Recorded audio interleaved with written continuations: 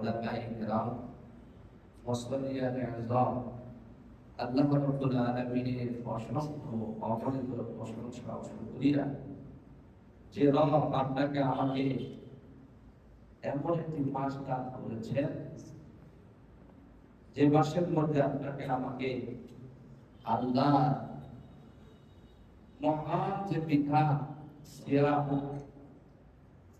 আল্লাহ পাক খরচ করেছেন, এই মাস আপনাকে আমাকে দান করেছেন। আমরা বিগত যুগগুলোতে রমাদান, কোরআন, সিয়াম, কিয়াম এগুলির বাজারে মাহাত্ম্য গুরুত্ব সম্পর্কে শুনে আসছি। আল্লাহ রাব্বুল আলামিন আপনাকে আমাকে আজকে 15 রমজান, কি রমজান? 15 রমজান আমরা ধারাবাহিক সিয়াম, কিয়াম ইত্যাদি ইবাদত বন্দেগীর মধ্যে দিয়ে এই রমজানকে অতিবাহিত করে আসছি। এখন মাঝামাঝিতে চলে এসেছি আমরা, সামনে আমাদের জন্য অনেক ইবাদত করার সুযোগ, অনেক নৈকট্য লাভ করার সুযোগ রয়েছে। এজন্য এই রমজানকে ঘিরে আপনারা আমার আগের চেয়ে অনেক অনেক গুণ বেশি ইবাদত বন্দেগী, জিকির, আজকার, দান, খায়রাত, সাদাকা, যাকাত, ফিতরা, সামনে আবার শবে কদর, আবার ইতিকাফ, অনেক এই অল্প অর্থাৎ শেষের দশক যেটা, এই শেষের দশকের মধ্যে আপনারা অনেক শুনছি। এক নম্বর তো হইল ইতিকাফ। ইতিকাফের মাকসাদ হলো শবে কদরকে তালাশ করা। আবার শেষের দিকে এসে এর মধ্যে ফিতরাও রয়েছে। আবার রমজানের বারাকাত হিসাবে যদিও যাকাতকে বছরের যে কোনো দিন দেওয়া যায়, এর কোনো দিন মাস নির্ধারিত নাই, কিন্তু যতগুলি মাস আছে সবচেয়ে দামি মাস রমজান মাস, রহমতের মাস। আমাদের শুধু বাংলাদেশ না, সারা দুনিয়াতে এই রমজান মাসের মধ্যে যাকাত দেওয়ার প্রচলন সারা পৃথিবীর মধ্যে কি জারি আছে এখন পর্যন্ত। এই জন্য মানুষে এই মাসে যাকাত দিয়ে থাকে, যাকাত নিয়ে থাকে।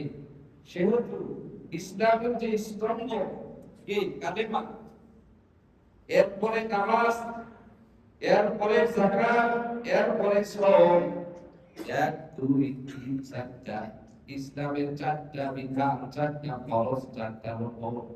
এই 4টা রুকনই এখন একসাথে পাওয়া যাচ্ছে আমলের ময়দানে। কথা ঠিক না? ঠিক।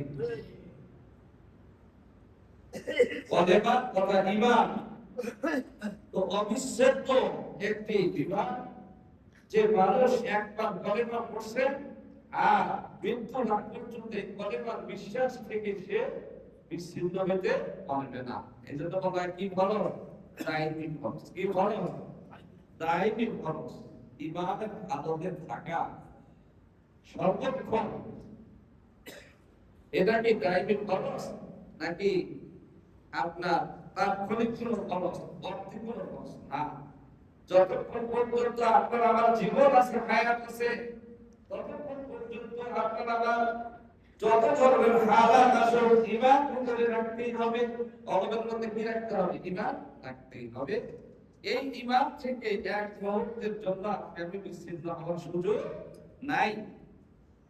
হ্যাঁ, এমন কোন পরিস্থিতি যদি আসে যে আপনার আমার জীবন রক্ষা করা, একান্ত জান মালকে রক্ষা করা, এরকম কোন পরিস্থিতির যদি মানুষের শিকার হয়, যেমন আপনার বুকের মধ্যে তরবারি বসতে গেল, তুমি ইমাম ছাড়ো তাহলে এখানে তোমাকে কি করে দেব? হত্যা করে দেব। তুমি ইমাম ছাড়ো তাহলে তোমাকে অগ্নিকুণ্ডে ফেলে দেব। ঈমান ছাড়াও আমরা তোমাকে আমি সাগরে ফেলে দেব। দেখা যাচ্ছে কি এখানে জীবনের হুমকি, আবার দেখা যাচ্ছে কি অনেক অনেক অর্থ সম্পদ আপনার কাছে লঙ্ঘন করে দেবে। শর্ত লাগাইছে কি ঈমান ছাড়তে হবে, কালিমাতুল কুফর বলতে হবে। এই ক্ষেত্রে ইসলামের বিধান হলো আপনার জন্য দুইটা রাস্তা খোলা আছে। এক নম্বর হলো আপনি কালিমাতুল কুফর না বলে আপনার জীবনের বিনিময়ে জীবনকে রক্ষা না করে, আপনার মালকে সম্পদকে রক্ষা না করে আপনি এক সেকেন্ডের জন্য আপনি তার কথায় রাজি হবেন না। আপনার জীবন দিয়ে দিবে, আপনার মাল দিয়ে দিবে। এটাই হাদিসের মধ্যে আছে, ওয়া ইন কুনতুম আও ফাররিতুম লা তুশরিক বিল্লাহ, আল্লাহর সাথে কাউকে শিরক করবে না, কুফরি করবে না। ওয়া ইন কুনতুম আও ফাররিতুম, তোমাকে যদি কি করে রাখা হয়, প্রতিদত্ত করা হয়, তোমাকে যদি কি খতম করে দেওয়া হয়, তবুও তুমি কি করবে না, ঈমান ছাড়বে না। আর কুরআনুল কারীমের আয়াত থেকে স্পষ্ট হয়ে যায়,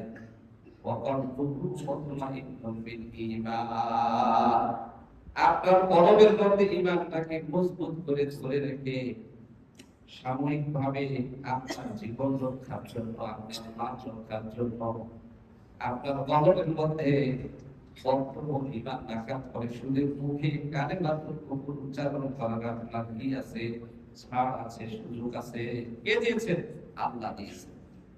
যে আপনি তার কথায় রাজি হলেন, মৌখিকভাবে নিজের জীবনকে রক্ষার জন্য, নিজের মালকে রক্ষার জন্য যে কালিমাতুল কুফর আপনি ওই সময় বললেন, এটা বললে আপনার ঈমান চলে যাবে না যদি ভিতরে ঈমান থাকে। এই সুযোগ কে দিয়েছেন? আল্লাহ দিয়েছেন। এজন্য কুরআনুল কারীমের মূল নীতিমালা হলো, ইসলামের মূল নীতিমালা হলো আল্লাহ রাব্বুল আলামিন ইসলামের মূল অংশকে কঠিন করে দেন নাই যেটা মানুষের পালন করতে পারবে না। দেখেন যে ঈমানের প্রশ্নেও আল্লাহ পাক বান্দাকে সুযোগ করে দিয়েছে, তোমার এখন পরিস্থিতি আসলে তুমি কলবের মধ্যে ঈমানকে ঠিক রেখে মৌখিকভাবে তুমি কি করতে পারো, কালিমাতুল কুফর পড়তে পারো, পরে ইস্তিগফার করবা, পরে তওবা করবা। এটার জন্য মুহতারাম হাজিরিন, তার ইসলাম সহজ না কঠিন? ঈমান সহজ না কঠিন? আল্লাহ বান্দার জন্য সহজ করছে না কঠিন করছে? এই জন্য সিয়ামের বিধান সকাল থেকে সন্ধ্যা পর্যন্ত মানুষে না খেয়ে না পান করে অবস্থান করবে, থাকবেন। আল্লাহ রাব্বুল আলামিন বলেন, ইউরিদুল্লাহু বিকুমুল ইসরা ওয়া লা ইউরিদু বিকুমুল উসরা। আল্লাহ পাক যারা সুস্থ মানুষ তাদের জন্য এই বিধান দিয়েছেন সিয়াম, যারা অসুস্থ তাদেরকে ছাড় দিয়ে দিয়েছেন। ঠিক আছে, এখন অসুস্থ, তোমার রোজা রাখতে হবে না, তুমি এখন মুসলিম, ব্যবসায়িক কাজে হোক, দ্বীনি কাজে হোক, জিহাদের কাজে হোক, মাদ্রাসার কাজে হোক, মসজিদের কাজে হোক, ব্যক্তিগত সাংসারিক কাজে হোক, তোমাকে অনেক শ্রম করতে হয়েছে, এখন তোমার রোজা রাখা কঠিন। ইসলাম কি বলছে? না রাখতে পারো, কোনো সমস্যা নেই। পরবর্তীতে বাড়িতে আসার পরে যখন তুমি কি থাকবা, বাড়িতে থাকবা, সুস্থ থাকবা, তোমার স্বাধীন মোতাবেক তুমি এই রোজাগুলো পূর্ণ করে দিয়ে দিবা, যে কয়দিন রাখতে পারো না সবগুলোর মধ্যে। তাহলে ইসলাম কঠিন না সহজ? এই জন্য ইসলামের সৌন্দর্যতার প্রতি আমাদের আকৃষ্ট হওয়া, ইসলামকে ধারণ করা, ইসলামকে প্রচার করা, প্রসার করা, ইসলামকে মানা, এটা আমাদেরকে চূড়ান্ত সফলতা দুনিয়াতে এবং আখিরাতে আল্লাহ পাক সম্পর্কে তৌফিক দান করেন। বলতেছিলাম যে আল্লাহ পাক আমাদের এমন একটা সময় দান করেছেন যে সময়ের মধ্যে কি ঈমান, কালিমা, ইসলামের প্রথম স্তম্ভ, প্রথম খুঁটি, ঠিক না? এর উপরে দিয়ে হলো নামাজ, এর উপরে দিয়ে হলো যাকাত, এর উপরে দিয়ে হলো সাওম। দেখা গেল রমজান মাস যেহেতু সাওমের মাস, প্রথমে আমরা ঈমান এনেছি, এই ঈমানকে মৃত্যু পর্যন্ত সব সময় লালন করতে হবে। দ্বিতীয় নম্বর হলো নামাজ, এই নামাজকেও আমাদের আদায় করতে হবে, ঠিক না? রাত্র দিনে 5 ওয়াক্ত নামাজকে আদায় করতে হবে। এরপর হলো নামাজের পরে সিরিয়াল হলো যাকাত, এই যাকাত আমরা নামাজের পরে আদায় করি স্বাধীনভাবে। বছরে যে কোনো মাসে যে কোনো দিনে আমরা যাকাত দিতে পারি। অর্থাৎ যখন আপনার কি হয়েছে, যাকাতের নেশা পূর্ণ হয়ে গিয়েছে, আমার পরে কি এই মানটা আপনার কাছে 1 বছর পর্যন্ত আপনার ব্যবসায়িক কাজের হোক এমনি হোক রয়েছে আপনার কাছে, 1 বছর পরে আপনার যাকাত দিতে হবে।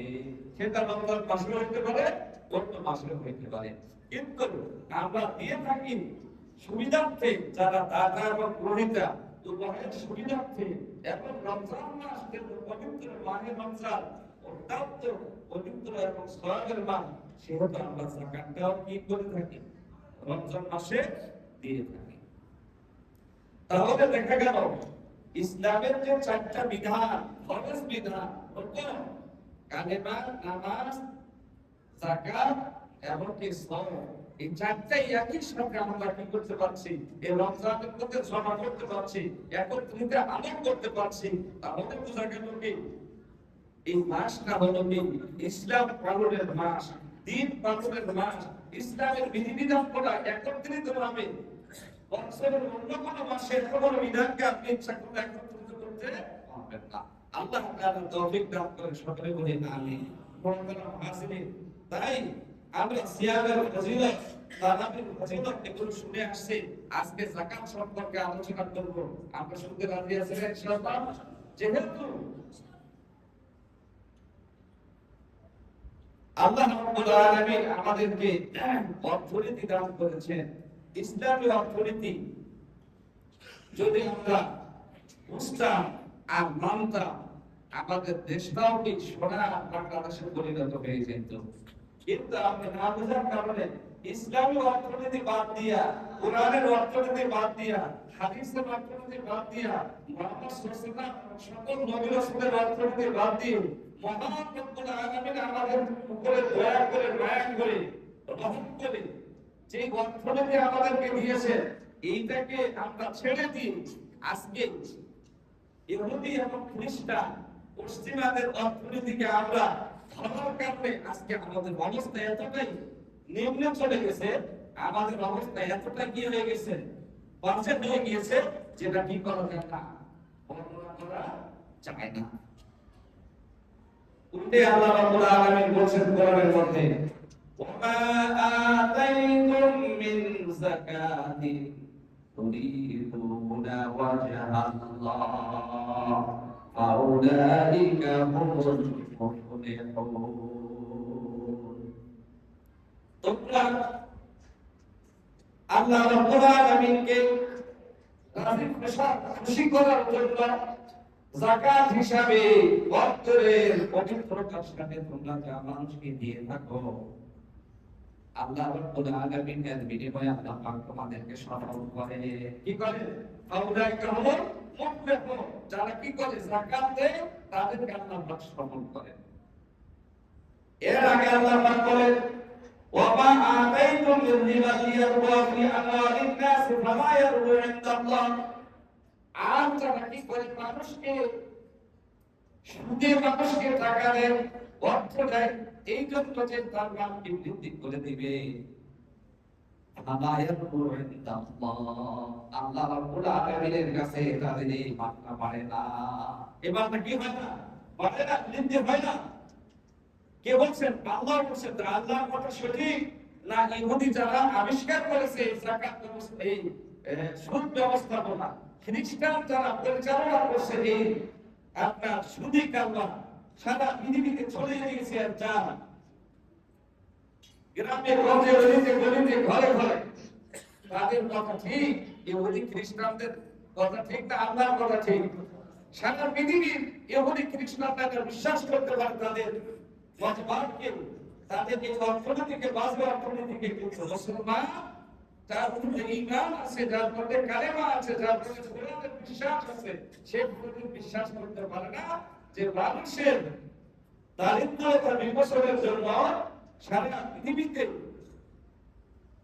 অর্থনীতির ভারসাম্য রক্ষা করার জন্য, শান্তি প্রতিষ্ঠার জন্য সুদী কারবার, সুদী ব্যবস্থাপনা মানব জাতির জন্য কল্যাণকর নয়। কার ভাষ্য? আল্লাহ। যারা মানুষ যে সমস্ত ধনী ব্যক্তিরা নিজের মালকে অর্থ সম্পর্কে বৃদ্ধি করার জন্য সুদে কারবার লিপ্ত রয়েছে, আল্লাহ রাব্বুল আলামিন তাদের এই মালকে ধ্বংস করে দেওয়ার ওয়াদা করেছেন। বাস্তব জীবনে আমরা তাই দেখতে পাই, আল্লাহ রাব্বুল আলামিন সুদের এত মারাত্মক শাস্তি বর্ণনা করেছেন যে এত মারাত্মক শাস্তির কথা আল্লাহ পাক বলেন নাই। কারণ আমরা সূরা বাকারা পৃষ্ঠা নম্বর 16 নম্বর পৃষ্ঠায় সূরা বাকারা আল্লাহ রাব্বুল আলামিন যাকাত সম্পর্কে আপনার সুদ সম্পর্কে ধারাবাহিক আধা পৃষ্ঠা আল্লাহ পাক বর্ণনা করে রাষ্ট্রের দিকে বলে দিয়েছেন এই কথা, যারা সুদী কারবার করবে তারা চিরদিন জাহান্নামের মধ্যে থাকবে। যারা সুদী কারবার করবে কোথায় থাকবে? জাহান্নামের মধ্যে থাকবে, কোনদিন জাহান্নাম থেকে বের হতে পারবে না। ওলামায়ে আয়াত দিয়ে গবেষণা করে দেখেছেন যাদের প্রতি ঈমান আছে তাদের কথা আল্লাহ পাক জাহান্নাম থেকে বের করবেন, কিন্তু যারা সুদী কারবার করে, সুদ খায়, তাদের ব্যাপারে আল্লাহ পাক চিরস্থায়ী জাহান্নামের কথা এই আয়াতের মধ্যে কেন বলেছেন? গবেষণা করে দেখা গেল যারা সুদী কারবার করে তারা এক পর্যায়ে সুদকে হালাল মনে করে কি মনে করে হালাল মনে করে। আর যদি কেউ সুদকে হালাল মনে করে যে এটা কি করতে এই হালাল অকাত্ত হালাল, যা হালাল ব্যাপারে কোনো কি নেই দ্বিমতদায় ওলামায়ে কেরামের মধ্যে এরকম ধরনের বিষয় যেটা কোরআন সুন্নাহ থেকে একেবারে স্পষ্ট হয়ে গিয়েছে, এমন কোন বিষয়কে কেউ যদি কি হালালকে হারাম মনে করে তাহলে তার তওবা হতে পারে, তাকে মাফ হতে পারে। কিন্তু হারামকে যদি সে হালাল মনে করে নেয় তখন আর তার ঈমানের স্তর বাকি থাকে না। এই কারণে যখন একজন ব্যক্তি প্রাথমিক সুদখোর হয়, এরপরে চলতে এক পর্যায়ে সুদের বিস্তার ঘটাইতে গিয়ে সুদকে হালাল করে। সুদকে কি করে? হালাল করে। কিভাবে? দেখেন গ্রামে গঞ্জে যে সমস্ত এমপিরা সুদ দেয়, তারা বলে আপনি ব্যবসার দ্বারা লাভ করতেছেন, আমরা অর্থ দিয়ে লাভ করতেছি, ওইটা যদি জায়েজ হয় এটা কেন হবে না? এইভাবে বলে এমনকি দরিদ্র মহলের মধ্যে গ্রামে গঞ্জে ঘরে ঘরে এইভাবে সুদী কারবার চালু করে দিয়েছে। আর তাদের বক্তব্যটাই হলো ওইটা যদি আপনারটা যদি হালাল হয় এটা কেন হালাল হবে না? তার মানে কি? এটাকে সুদকে হারাম হিসাবে করছে না, এটাকে হারাম মনে করে নিয়েছে। তাহলে যখন ঈমান নাই তখন তো চিরদিন তাকে জাহান্নামে থাকতে হবে। এরপরে আল্লাহ পাক যে আয়াতটা ওই পৃষ্ঠার মধ্যে ঘোষণা দিয়েছেন যে এরকম আয়াত নাযিল হওয়ার পরে দিন কোন ব্যক্তি আল্লাহর ভয়ে ভীত হয়ে যদি তওবা না করে সুদকে ছেড়ে না দেয়, তাহলে সে আল্লাহর সাথে যুদ্ধের ঘোষণা করলো। সে কি করলো? আল্লাহর সাথে যুদ্ধের ঘোষণা করলো। এই সুদ কি করে থাকে বখার করে তার সুদ থেকে সে নিজেকে না করার মাধ্যমে আল্লাহর সাথে যদি যুদ্ধ ঘোষণা করে থাকে, তাহলে তার শাস্তি এত কঠিন কেন হবে না? আমাদের কাজে যাকাত আল্লাহ রাব্বুল আলামিন ফরজ করে দিয়েছেন। আল্লাহ রাসূল সাল্লাল্লাহু আলাইহি ওয়াসাল্লাম পৃথিবী থেকে বিদায় নিয়ে গেলেন, তখন যে সমস্ত ধনী লোকেরা ছিল, ঈমান গ্রহণ করেছিল, তারা মনে করলো 100 টাকা যাকাত দেওয়ার বাধ্যতা হলো, আমার মালের হিসাব রাষ্ট্রকে দিতে হবে, রাষ্ট্র সেখান থেকে কোনায় ঘন্টায় হিসাব করে আমার থেকে যাকাত নিয়ে যাবে। এটা কেমন? আমাদের কম শরীর হচ্ছে অনেক ধনী ব্যক্তিরা যারা যাকাত যাদের উপরে চলতো, যাকাত যাদের উপর ফরজ ছিল, তারা এই যাকাতের কারণে কি করছে? ইসলামকে ত্যাগ করছে, তারা মুরতাদ হয়ে গিয়েছে। অনেক বড় সংখ্যা কেমন হয়ে গেছে? অল্প দুই একজন না। হযরত আবু বকর সিদ্দিক রাদিয়াল্লাহু আনহু সাহাবায়ে কেরামকে নিয়ে মশওয়ারা করলেন, খেলাফতের দায়িত্ব পাওয়ার সাথে সাথে এই যে ফিতনা মুরতাদ হয়ে গিয়েছে, যাকাতকে অস্বীকার করে বসছে, মুসাইলামার কাযযাব ভণ্ড নবীর দাবিদার হয়ে বসে রয়েছে, চতুর্মুখী ফিতনা গ্রাস করে ফেলছে দ্বীন ইসলামকে। হযরত আবু বকর রাদিয়াল্লাহু আনহু সাহাবায়ে কেরামকে নিয়ে মশওয়ারা করলেন, যারা যাকাত অস্বীকার করছে এদের ব্যাপারে কি সিদ্ধান্ত আপনারা বলেন? তারা বলল যে তাদেরকে যে কোনো কলাকৌশলে তাদেরকে যাকাত দিতে বাধ্য করতে হবে। হযরত আবু বকর রাদিয়াল্লাহু আনহু বলেন, না, যারা যাকাত অস্বীকার করবে তাদের বিরুদ্ধে আমি জিহাদের ঘোষণা দিলাম। কিসের ঘোষণা দিলেন? জিহাদের ঘোষণা দিলেন হযরত আবু বকর সিদ্দিক রাদিয়াল্লাহু তাআলা আনহু। তাদের বিরুদ্ধে জিহাদের ঘোষণা দিয়ে তিনি সাকসেস হইলেন। চিন্তা করেন যে একজন মুসলমানের বিরুদ্ধে কি করা যায় না, জিহাদ করা যায় না। বুঝা গেল তারা যাকাত অস্বীকার করছে, তাদের ঈমান নাই। হয় যুদ্ধের মাধ্যমে পরাস্ত হয়ে তারা পুনরায় ঈমান গ্রহণ করবে, ইসলাম গ্রহণ করবে, আমার তাদের সাথে পরিপূর্ণ কি পৃথক হয়ে যাবে, তাদের সাথে যুদ্ধের ফয়সালা। হযরত আবু বকর সিদ্দিক রাদিয়াল্লাহু আনহু যাকাত অস্বীকারীদের বিরুদ্ধে কি পদক্ষেপ নিয়েছেন? যুদ্ধের পদক্ষেপ নিয়েছেন। মুহতারাম হাজিরিন, কারণটাই হলো এটা, যাকাত অস্বীকার করলে ঈমান থাকে না, ইসলাম থাকে না। আল্লাহ পাক আমাদের বুঝার তৌফিক দান করুন। আল্লাহ পাক কি বলছেন? তোমরা যাকাত যে দাও, এই যাকাতের কারণে আমি তোমাদের মালকে বৃদ্ধি করে দেই। আমার কথা না আল্লাহর কথা? ওয়া আতাইতুম মিন যাকাতিন তুরিদুনা ওয়াজহ আল্লাহ ফাউযাকাহুল মুতাইয়্যিবুন। আল্লাহ পাক কয়েক গুণ তার মালকে বৃদ্ধি করে দেন। কার মাল? যে যাকাত দেন তার মাল। আর আল্লাহ বলছেন যারা যাকাত দেয় না তাদের মালকে আল্লাহ রাব্বুল আলামিন আল্লাহর কাছে বৃদ্ধি পায় না। তার মানে ঈমানের মধ্যে কোনো বারাকাত থাকে না। এই ঈমানের দ্বারা কঠোরতা, হিংসা, ফাসাদ, ঝগড়া আর এর মধ্যে যে অশান্তি সৃষ্টি হয় শুধু মালের মধ্যে।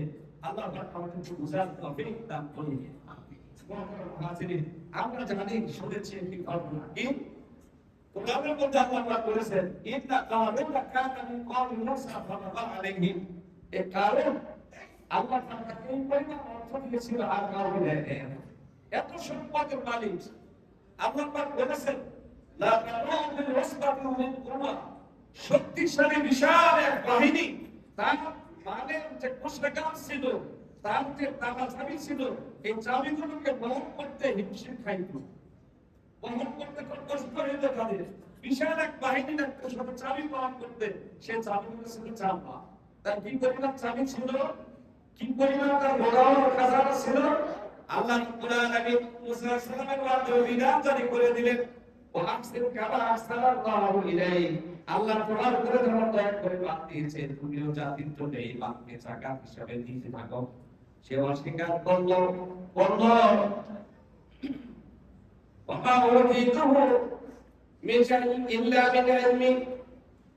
সে বলল আল্লাহ আমাকে দেয়নি, আমার কলাকৌশলে, আমার যোগ্যতায়, আমার প্রচেষ্টার দ্বারাই, আমার জ্ঞান বিজ্ঞানের দ্বারাই আমি এটা অর্জন করে ফেলেছি। সে অস্বীকার করে বসলো আল্লাহ দয়াকে মায়াকে আল্লাহর অনুগ্রহকে এইভাবে জাঁকজমকের সাথে সে চলতেছিল।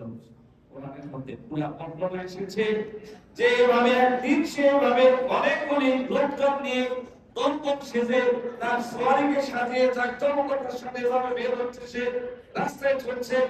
তার দেশের মানুষরা তাকে দেখে আফসোস করছে, হায় রে কারণ অবস্থায় এত শোচনীয় ছিল, আজকে তুই এত আঙ্গুল ফুলের কলা গাছ হয়ে গেলি, এত অর্থের পানি হয়ে গেলি। মানুষে বলছে এই সফল হয়ে গিয়েছে, সাকসেস হয়ে গিয়েছে। আমাদের যুগে এখন দেখা যে সমস্ত মানুষগুলো আঙ্গুল ফুলের কলা গাছ হয়, এদেরকে দিয়ে দেখে অশিক্ষিত মানুষ, কখন মানুষ অনেক আফসোস করে যে আমি এমন হইতাম। এবার অনেক লোক থেকে আফসোস করছে তাকে। তারপরে আল্লাহর নবী ওলামায়ে কেরাম ওই যুগের তাদেরকে বুঝাইলো, দেখো আল্লাহ রাব্বুল আলামিন তোমাদেরকে ঈমান দিয়েছে, এটাই তোমাদের জন্য উত্তম। তোমরা এই জন্য আফসোস করো না, যাদেরকে আল্লাহ পাক ঈমান দেয় তাদেরকে আখিরাত দেয়, আর যাদেরকে ঈমান দেয় না তাদের দুনিয়াতে শেষ। কাজেই তোমরা এর জন্য আফসোস করো না। অল্প কিছুদিন পরে এই যাকাত দেওয়া না দেওয়া নিয়ে অনেক কিছু ঘটে গেল। এক পর্যায়ে মুসা আলাইহিস সালামের বিরুদ্ধে যাকাত তো দিলই না, মুসা আলাইহিস সালামকে অপমান করার জন্য, তার চরিত্র হনন করার জন্য একজন ফাহিশা নারীকে ভাড়া করে মুসা আলাইহিস সালামের বিরুদ্ধে সে এভাবে ডাক করিয়ে দিল। সেই মহিলা এইভাবে তার বক্তব্য প্রবেশ করলো জাতির কাছে। জাতি এইভাবে মুসা আলাইহিস সালামের উপরে যাতে তার আস্থা এবং বিশ্বাস যাতে উঠে যায়, এই জন্য এই চক্রান্ত করলো। মুসা আলাইহিস সালাম আল্লাহর কাছে বিচার দিল। আল্লাহ পাক বলল, হে মুসা, আমি তোমার জন্য, তোমার বিচারের জন্য, তোমার জন্য আমি জমিনকে তোমার তাবে বানিয়ে দিলাম। জমিনকে তুমি যে আদেশ দিবা সেটা সে পালন করবে। সঙ্গে সঙ্গে এই জমিন কারণকে এভাবে কি করলো, পাকড়াও করলো যে জমিনের মধ্যে মানুষ যেমন পানিতে পা দিলে আর মানুষের পা পানির উপরে থাকে না, পানির ভিতরে গভীরে চলে যায়, ঠিক কারণের জন্য জমিনটি এমন হয়ে গেল যে জমিন এইভাবে তাকে এভাবে কি করতো, গ্রাস করা শুরু করে দিল। কাকে? কারণকে। তারপর লোকজন সর্বসমাপ্ত যত লোক সবাই দেখতেছে, কেউ পারলো না তাকে রক্ষা করতে। এই অবস্থা যখন জনসমূহে জনসাধারণ দেখে ফেললো, তখন সবাই এখন আফসোস করছে, আল্লাহ পাক আমাদের উপরে কত দয়া করেছে, মায়া করেছে। যদি এরপর আমরা আন্দোলন করে কলা গাছ হইতাম, আজকে আমাদের উপরে এমন হয়েছে। এখন ভুলটা কি হয়ে গেছে? ভেঙে গেছে। আমাদের দেশে অনেক মানুষ কি করছে, নেতা হওয়ার জন্য, কত কিছু হওয়ার জন্য, একটা ছোট মাপের নেতা হওয়ার জন্য, একটা বড় মাপের নেতা হওয়ার জন্য অনেক কিছু করছে। যে কি এমপির মতো, অনেক মন্ত্রীর মতো দেশে বিদেশে অনেক প্রকারের অনেক কিছু তৈরি করব। এই জন্য কি করছে, কোনো কিছু করতে দ্বিধা করে নাই, বসে যা করে সেটাই শুরু। মানে ঠিক না? এই জন্য দেখা যায় কোন কারণে হত্যা, কোন আমাদের দেশের মধ্যে ছড়িয়ে গিয়েছিল। ঠিক না? মহতরম হাজিরিন, আজকে তাদেরকে দেখে মানুষে কি করতো, আফসোস করতো, হায় রে এর কিছুই ছিল না। কোনরকম এভাবে কি হইলো, চেয়ারম্যান হইলো, মেম্বার হইলো, চেয়ারম্যান হইলো, এখন বুঝে হয়ে গেল, এরপরে এমপি হইলো, মন্ত্রিত্ব পাইলো, এত কিছু হয়ে গেল এই তো চোখের সামনে। আমরা এরকম হইতাম তো আফসোস করছে মানুষের। এক দুইজন মাত্র শত শত নেতা কর্মীদের অবস্থা সব আন্দোলন করে কলাকার। সবচাইতে বড় বাণিজ্য ছিল রাজনীতির বাণিজ্য, দুর্নীতির বাণিজ্য। কথা ঠিক না? ঠিক। মহতরম হাজিরিন, এরপর নিয়ে যখন এই ঘটনা ঘটে গেল, যখন 24 জুলাই সংগঠিত হয়ে গেল, সমস্ত মানুষের ভুলগুলো ভেঙে গেল। বাইরে আমরা যদি এরকম ভাবে চেষ্টা করে তাদের মতো হইতাম, আজকে আমাদের পরিবার এরকম দেশ ছাড়া, ছেলে ছাড়া, আত্মীয় স্বজন ছাড়া, সম্পদ ছাড়া, সবকিছু ছাড়া, জীবন ক্ষমতা নাই, সম্মান নাই, মান নাই, ইজ্জত নাই, কিছু নাই। কথা ঠিক না? ঠিক।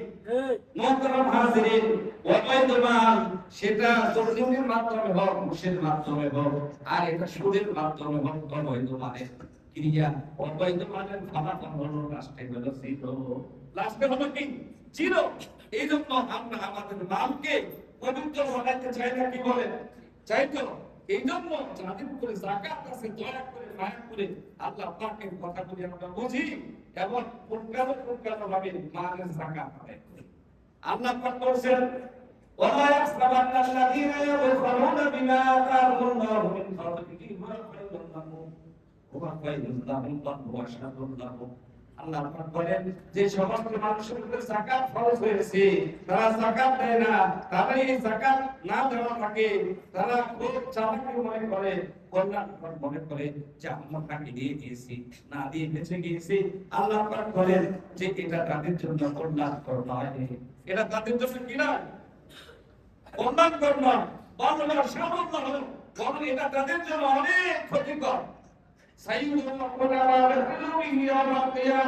কিয়ামতের দিন এই যাকাত অনাদায়কৃত যাকাতের মালকে কি করা হবে? সার বানায় তার গলার মধ্যে ঝুলিয়ে দেওয়া হবে। কি করা হবে? ঝুলিয়ে দেওয়া হবে। আল্লাহ রাব্বুল আলামিন সার বানায় দিবেন। আল্লাহ সহিহ হাদিস, বুখারীর হাদিস, মান আতাহুল্লাহু মালা ওয়া লাম ইউআতি যাকাতা, যে ব্যক্তিকে মাল দেওয়া হয়েছে এই মালের যাকাত সে দেয়নি, কিয়ামতের ময়দানে এই মালকে সাপ বানায় দেওয়া হবে, তার গলায় বেঁধে দেওয়া হবে এবং এই সাপ তার এভাবে 200 হাতের মধ্যে এভাবে দংশন করতে থাকবে।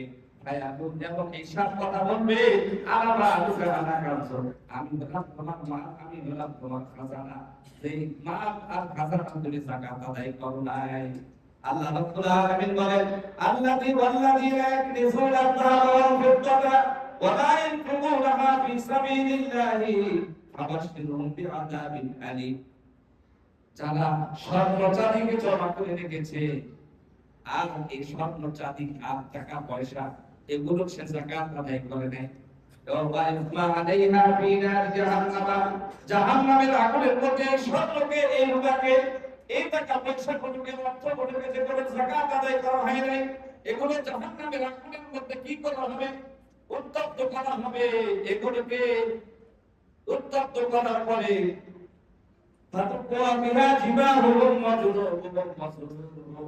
তার এভাবে চেহারার মধ্যে, তার পাঁজরে এবং তার পিঠের মধ্যে এগুলো দিয়ে সেক দেওয়া হবে।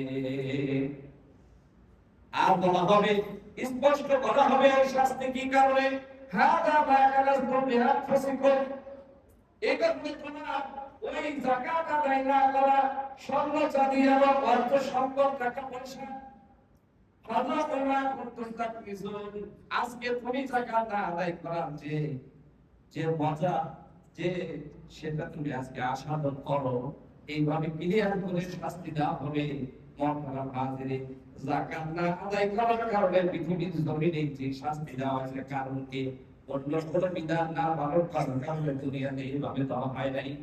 কারণ মানুষের 24 ঘন্টা অর্থের উপর দিয়ে চলতে থাকে। কিসের উপর দিয়ে চলতে থাকে? অর্থের উপর দিয়ে চলতে থাকে। বাড়ি থেকে বের হলে আপনাকে টাকা দিতে হবে, আসার সময় দিতে হবে। আপনি পাপ করেন আর খান আর যাই করেন, আপনার মৌলিক যত চাহিদা আছে আপনি যেটাই পূরণ করতে চান, টাকা ছাড়া হইবে না।